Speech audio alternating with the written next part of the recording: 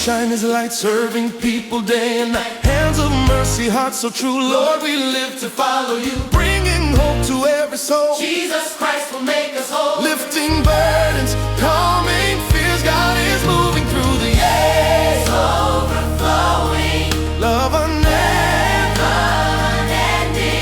faith arising, hearts ascending.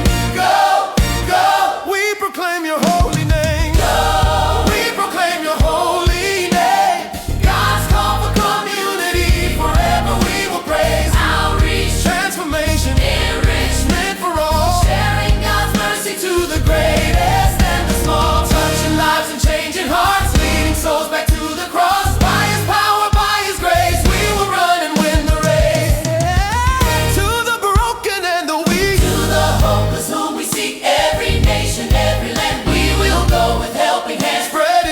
From above, teaching truth and showing love through the Spirit. We unite, walking boldly in His light. Salvation, healing, God's amazing love revealing, mercy, grace, every tribe and every race. Lift Him high and let Him reign. Jesus Christ forever King. All creation loudly sing to our God of glory. Bring on, let the fire rise again, transforming hearts and minds through Jesus.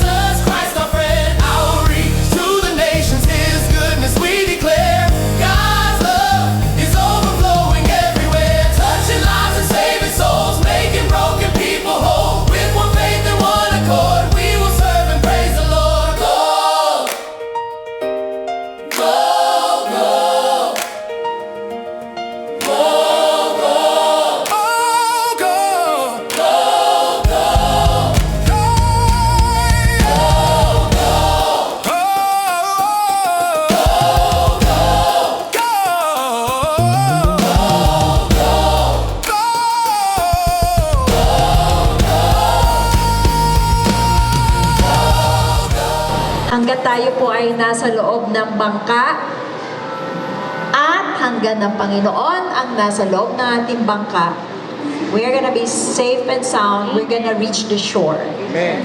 Sapagkat kasama po natin ang pinaka-life savior natin. Malapit na dumating ang Panginoon. So, hindi lang malapit dumating ang Panginoon. Siyempre, marami sa atin ay nasa senior age na. Hindi naman natin maiiwasan na kukunin tayo ni Lord, tama? Pero kung kukunin ka man, sino ang gusto mong kumuha sa'yo? Si Lord o yung iba? Lord. Si Lord. Ang kabataan daw ay ang pag-asa ng bayan. Sabi niyo, hindi totoo yun. Tama, hindi totoo. Kasi ang pag-asa, sino? Si Lord. Pero ano ang matutulong ng mga kuya at ate na kagaya nyo para magkaroon ng mataas na pag-asa ang bayan natin? Magturo ng tama at magkaroon ng maayos na relasyon sa Panginoon. So, lahat tayo nangangarap tayo eh. One way or the other, nag-iisip tayo ng magandang buhay para sa atin.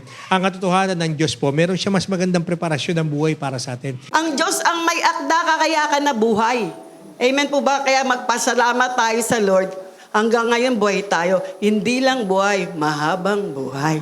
Biyaya po yung makaabot po ng edad nyo po na yan. Kasi ang dami nyo pong mga na-experience, ang dami nyo rin pong mga pagtitiis sa aming mga anak, sa aming mga apo. Makinig tayo sa mga tao na nagpapakilala at nagpapalapit sa Panginoon para ma-introduce naman din kayo mga kapatid sa Panginoon na tumutulong sa amin. Kasi kapag daw yung iniisip natin ay mga masasama, hindi yun yung gusto ni Lord sa atin. Kasi yung iniisip natin, yun yung nasa loob natin. At kung ano yung iniisip natin, yun din yung nasa puso natin. Hindi dahil sa marami kayong pera, hindi yun yung definition ng strong family. But the quality of relationship. Yung quality, anong quality ng relationship meron kayo sa family? They are accepted and they don't feel alone.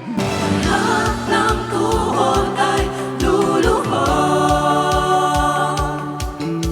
Lahat ng labi magsasabi. Si Jesus lang! Si Jesus ang Panginoon. Naging sa Diyos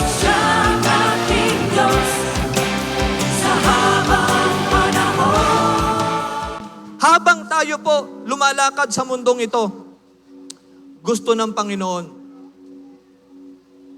na i-share natin sa Kanya yung burden natin.